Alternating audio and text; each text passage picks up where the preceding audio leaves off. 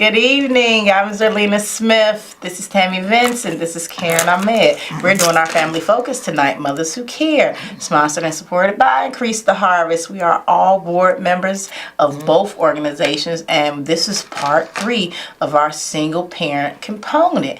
And we're just free falling it. Like, again, we want you to get to know us and get to know who we are. We're a little crazy all over the place, got our hands in a lot of pots, but we are people who fight and live in the struggle. So I'm going to let one of my co-hosts kick off the conversation because I love to talk and I don't want to talk anymore. I'm tired. So we're going to let them talk, and then I'll just blend in on these next little issues as we go about to our summer concerns and what it is we need to do just period as single parents and community. Also, hi, I'm Tammy. I'm a single mom of my son's 30. And I have a 5-year-old grandchild. And one of the things that I'm not sure because I'm late to the conversation, but when we talk about things that go on in our communities, we have an extensive park system in Chicago. And when my child was young, there were like programs that I could sign them up for in the summer. Some either low price or some free programs that parents could send their children to if they worked, if they just wanted them out of the house. When I look for those types of programs for my grandson, they're either non-existent or way too freaking expensive. So that is something we need to consider. And I know politically, I'm political. We had Forrest Claypool, who was put in charge of CPS. Here we go. After having screwed up the park system. So a lot of the jobs that were being done by the park, a lot of the programs, they were outsourced. They were sold to the highest bidder. So the people that are being negatively impacted by that are our children and our communities, because now we have kids that are running the street unstructured, unsupervised, unchallenged because of practices and policies that we allowed, people that we elected or folks that we elected appointed, and they're kind of screwing us. So the thought is, what do we do? Well, as we had talked about in our previous episode, we need to hold these politicians accountable. Absolutely. We get out there and vote, and we need to hold them accountable. And I can feel your pain. I've got a friend who lives in the city of Chicago and could not find an appropriate summer camp for her daughter and has to drive an hour and a half each way to take her daughter to something that's affordable and also that will keep her daughter while she's working. But that, of course, that means she's late to work often, or she has to leave work early to drive the child. Absolutely. So. And you think that the things that are in our community should be for our benefit. We should not have things where other folks' interests are being considered when things are coming into our community. And I know I walked in when we were talking about just access to health care, access to healthy foods, access to other stuff. If we as single parents, we should be able to, our lives should be easier, not harder, to support our children. And it's like so many things that are going on that are not making our lives. And so now we're stressed. What do we do? Yeah, I think what's difficult these days is that there are so many things that need to be fixed or improved. So, like you mentioned, the health care. Like you mentioned, access to healthy food and affordable food. And, the streets need to be fixed. The education system. There's so many different things that we need to pay attention to. It's overwhelming. It is. How do we decide what to pay attention to first? Over a drink of wine. But I thought we're cutting down. Aren't we cutting down on wine? And a single parent who has to navigate through her community to get her child back and forth to different programs outside of the community. Where's our outlet? Diabetes, heart attack, strokes is the #1 killer amongst blacks. And when you think about all those issues and you think about how do you be that strength for your child, not just the people that you call your family and your friends, but to hold the whole community on your back. When you wake up and you think about, when you look at the women here, we at pretty much every picket. We pretty much behind the scenes organizing. I'm the menace to society in Austin. I'm one of those people who wears her hearts on her sleeves, and having that 9-year-old little girl who always goes somewhere and then tells me, "Mommy, do this, do that. Mommy, mommy, mommy," because she's so used to mommy being in that mode to defend her. Some days I feel like mommy's tired. Mommy's tired. Who's gonna defend mommy? Who's gonna take care of mommy? Yeah. Because I feel like chest pains is a norm for me. I feel like pain is a norm for me. Because without having my daughter, I think that I would just fall back in the cracks and wouldn't worry about the issues that's killing me internally and the things that surround me external that's helping push me down mentally, physically, and emotionally. Yeah, so even if you think about that, why do folks do drugs? Folks do drugs as an outlet. Folks that are under pressure or stress and they figure that there's nothing they can do internally to alleviate that pressure and that stress, they try to take themselves away for it. So they do drugs. If we look at the high level of drug use, it is black women started using drugs at a high rate. I think probably because, societally, the black man was being put in jail or their families were being destabilized. So there was an assumption that we take up that slack, that we just do it. But and I think in a lot of cases it was not done because we devalue the black male. It was done out of necessity. But the fact that folks need an outlet. If we talk about racism in the world and specifically in the United States after slavery, black folks are under stress. If we talk about what they're saying, that our schools are being undervalued, our communities are being undervalued, that's stress causing. What do you do? So I'm trying to raise my children to be productive members of society, but they can't walk out the door and be safe. That's stress causing. They can't go to bed and not hear gunfire. Or wake up and got the news on and see 10 shootings around the city. They find different ways to try to cope with that. But, I don't know. I mean, is it, I'm like a conspiracy theory. Is it by design? If I'm so focused on this, you're doing some other stuff over there that's further causing me harm, but I can't be everywhere at the same time. Well, that makes good sense because even if you think about all us, we all sit on multiple boards, committees, and we advocate and do a lot of things. Yeah. And even so, when you think of the single black male, absolutely. I know I'm a hard woman probably to get along with because of my cockiness, and I know I'm just and I'm so defenseful of life because everything that I do is a battle, it's a fight. Nothing's coming easy. I'm not getting it. I'm not grabbing. I'm not reaching. I'm pushing and I'm pulling and I'm tugging any way possible to make things happen. And and I'm not making them happen for me because God, at the end of the day, gonna take care of me. We making it happen for us, our people, our community. And when you have the type of society that devalues our black men,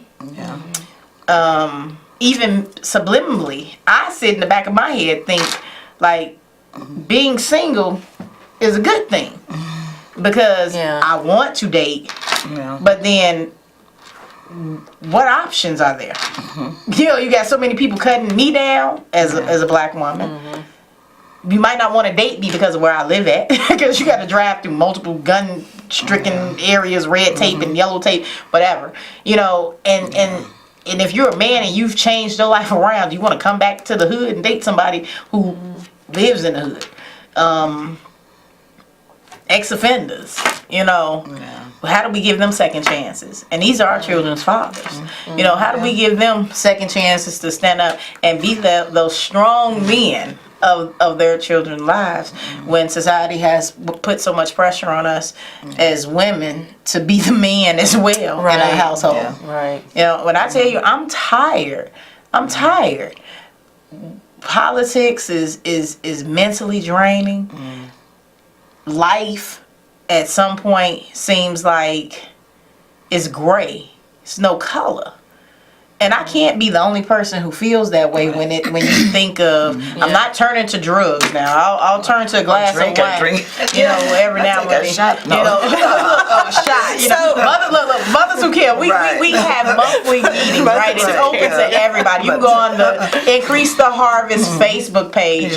When we post our meetings, we normally have a gang of things going on. We do the pop-ups. We are really into engaging every individual. Now we take care of us collectively. When we meet up, we cook, we drink, we have pamper chef parties, we go to spas, we do it all to make sure that we do self-care, because most of us support each other. There you go. Which is important. Yeah. Have a support network. And most of us, when you think of, like Tammy said, her child's 30, but she's been a single parent. My child's 9. Karen's is teenagers 17. and grown. You know, they've been through what I'm going through, and mentally, I want to just walk and stand up against a wall and just hope that it holds me up. So what is it that we can do? Because I want to make sure my brothers are empowered and want to do more and get out here and make sure that they be that strong backbone in that community that they supposed to be, and know that I am probably the weakest one sitting at this table, but the loudest one and the strongest one, because I don't tell you what's wrong with me. I don't ever show you. I don't let you know until I break down. And once I break down, I'm down. So we have to figure out, how do we make this something that's bigger than a person saying, I'm in pain or I need you? How do we make this single parent component know that we know, just like you know, there's no resources for your kids, your family, you struggling trying to pay lights, gas, water, rent, car note, working minimum wage jobs, paying market rate rent, whatever it is, that somebody else is out here. How do we get you to understand that we have to build a support system around one another? I'm not saying come be our friends, but you can hang out with us. I mean, you might like us, you might not. I don't know.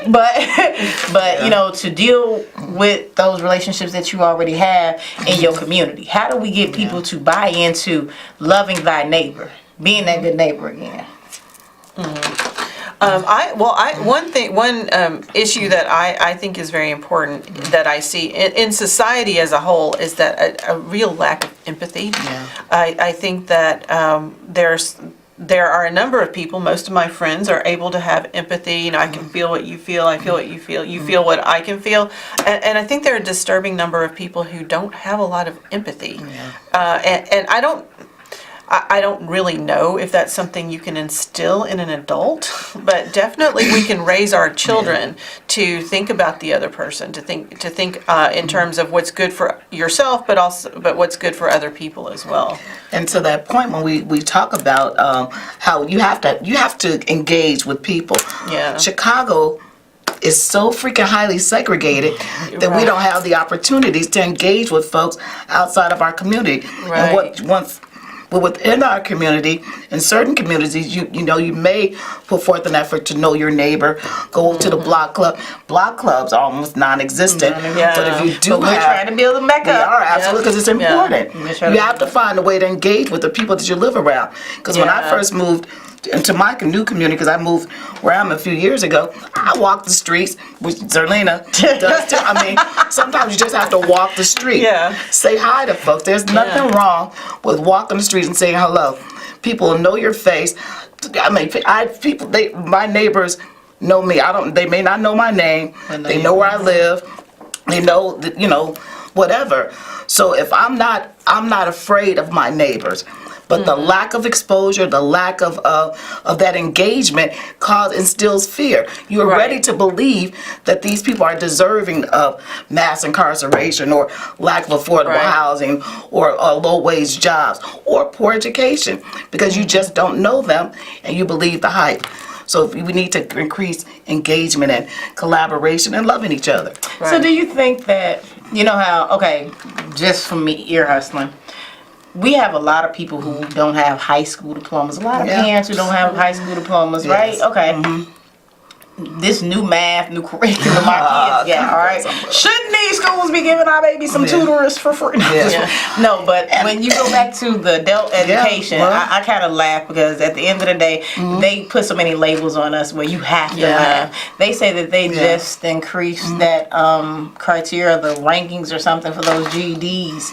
And what to the point that you're making, so they keep changing education policy. With each new administration, they change policy. Under the Bush No Child Left Behind, tutoring was actually part of that legislation. But then we went to the race to the top, where you had to write a grant to get that funding. And now we have ESSA, which is essentially saying, we'll give you some money if you can prove that you really need it. So they're changing, they're increasing the ask. We want you to do more and more, but we're going to support you less and less, and then blame you for your failure. And you want to know, to another point, we were looking at a lot of things when Cher's dad passed. She gets a grievance dog or animal, whatever. It's it's a dog. I can't think of the terminology. Probably like empathy. So when we think of the violence in the community, she didn't lose her dad to a violent crime, a mass heart attack, never recovered from it, diabetic coma for 3 weeks. Cherish gets to take this dog to school. On weekends, if mommy's mentally okay, the other dog possibly can come over and hang out on the weekend if we're not having people at the house. But most of our kids who deal with the real trauma, and the parents who have to deal with the children, our children or our communities are the last ones to get the counselors and the grievance dogs and all these things. By the grace of God, I had associates and who were in places that told me that we actually qualify for it because of where we lived at. So we got this wonderful dog that goes to school with her, because at first she was having outbursts in classrooms about missing her dad, and it was driving me to be like, you know, am I doing my part in supporting my daughter? So when we think of violence and we think of all these labels that they put on our children and us as parents, why shouldn't our kids, when they have to walk past gun violence or walk through gun violence, walk a mile to get to school when that was once against the law to do, but they changed, when they're victims of violence, they get no support? What do we do about that? Do we hold our elected officials accountable to that? I think we have to. CPS? We have to hold all of them. I mean, if we think about it, CPS is a product right now currently of mayoral control. So if we elect, we have Rahm Emanuel, who appointed all the folks that are making decisions for CPS. So I think that they're part of the same pie. So we have to hold them accountable. But we have to consider, is there a political will or a lack of political will to improve our communities? Okay, so then that also goes back to most of our elected officials live in our communities. But then they have like 3 lots and tall gates. Oh, so they secure, they police in their own house. They don't have to worry about the police policing. And then you're the others. We're almost the others. How is it we don't have them accept some sort of ownership? We're your constituent. We're your base. We're the folks that elect you. So if you're not looking out for our interests, who interests are you looking out for? Well, I suggest you go to vote. I do. I don't disagree. Because most of the people that represent us look like us, and at the end of the day, they're seasoned people. And most of those seasoned people issues are totally different from our new age issues. So, but again, to the point you guys made earlier, the black women, senior black women, vote in higher numbers than any other demographic nationally. So when at electoral time, they cater to this base. So the politicians cater to this base. They go to the senior citizen homes. They do whatever their wellness checks or whatever. How can we change their perspective to understand that little boy on the corner should be your constituent base? Why don't we look out for their interests and make sure that we're catering to them as a base for no other reason? That's our future. Here comes my consulting piece. You know, J.B. Pritzker got 7% of the black vote last election, and Browner got a nice little percentage as well. If anybody follows politics, you will know why they don't pay attention to the boy on the corner. and you will know why they pay attention to the seniors. Like Ms. Vinson stated, the seniors, they can vote inside their building.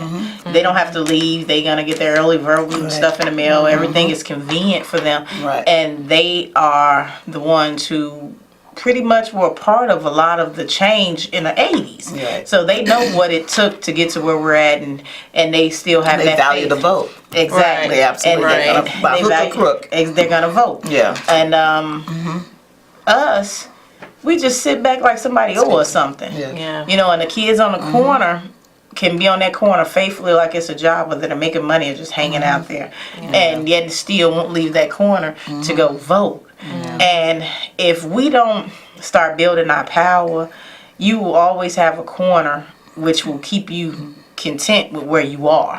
Right. And right. if you want to build a house on that corner, put a real profitable business on that corner, I suggest you go vote.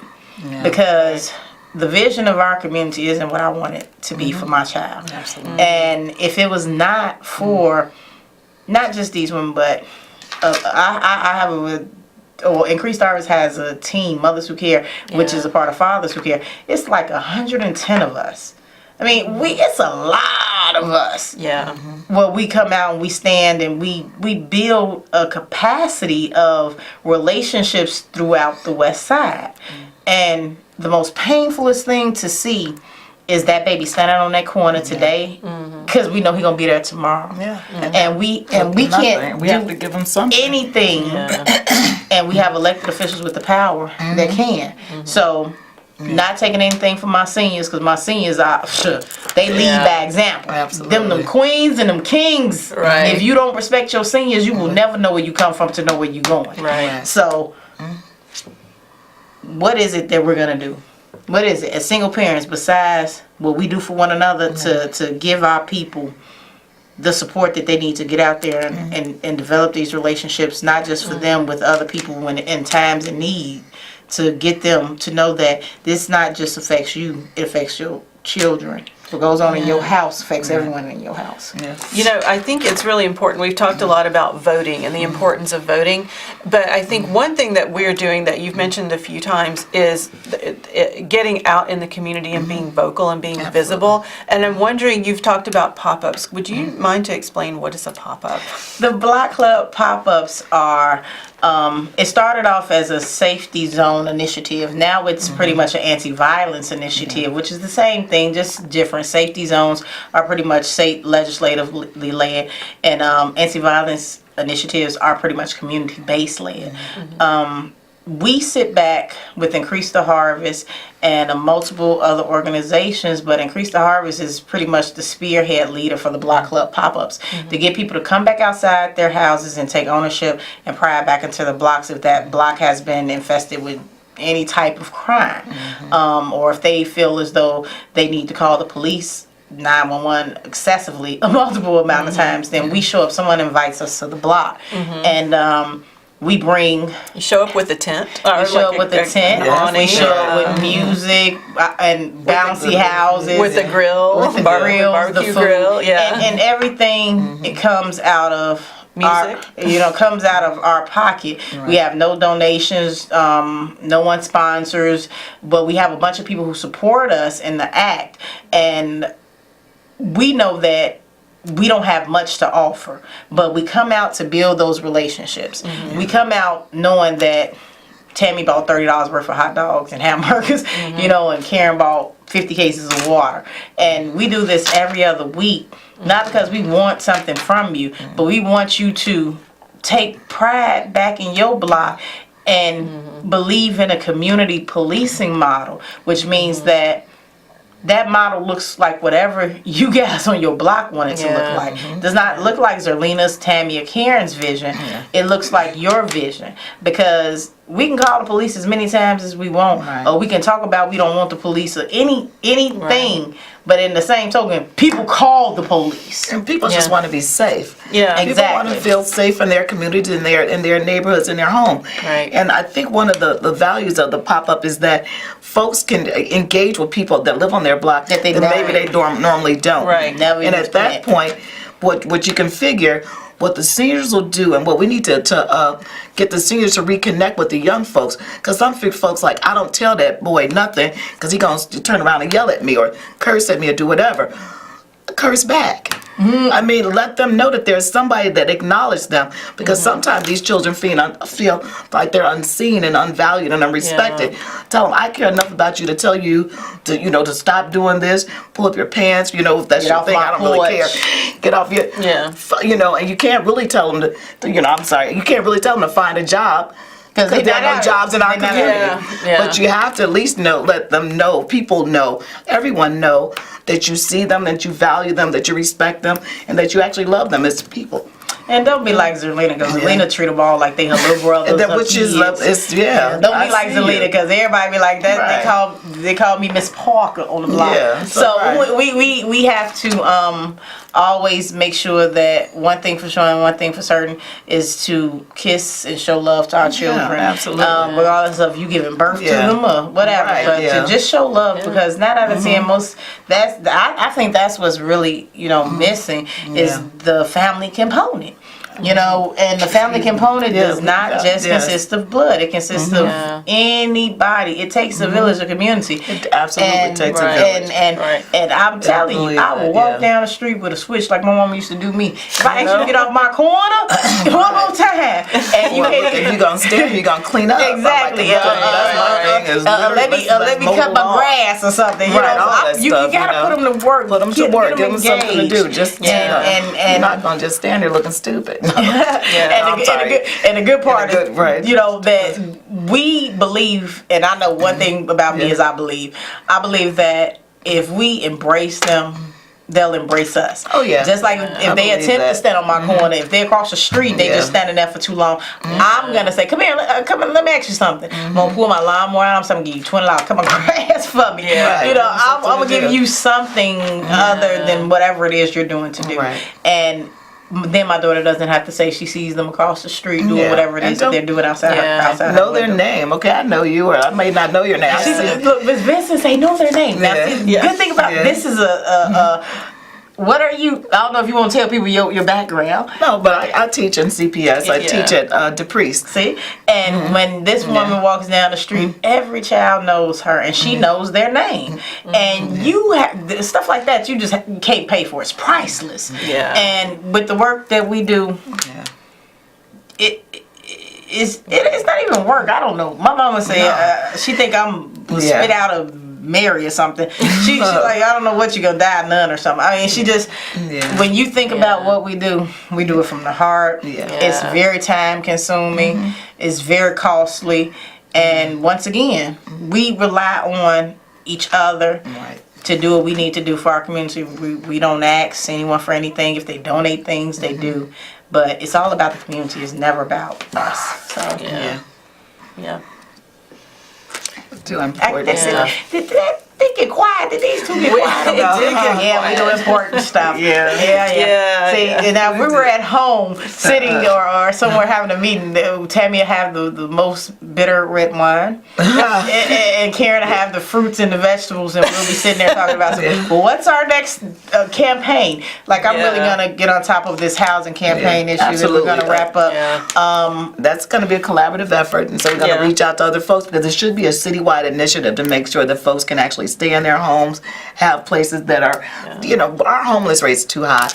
Okay. So She said homeless rates are too high. My mortgage is cheaper than most people's rent while I live there. So and I'm like, ooh, thank you, we Jesus. need to make sure that folks have the information and access to stuff. So I agree. And kind of in concert with that, I just want to emphasize again, get out and vote. Absolutely. And if you're looking for me, please go to Zerlina Smith at increasetheharvest.org, or Tammy at increasetheharvest.org, Karen at increasetheharvest.org.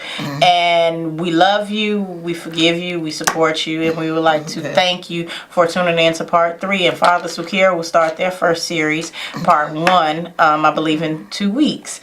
So you can follow us, and we'll do this throughout the summer to see how we just free fall and show love to our community. And enjoy your night. Good night. Thank you. Thank you. Thank you. That was like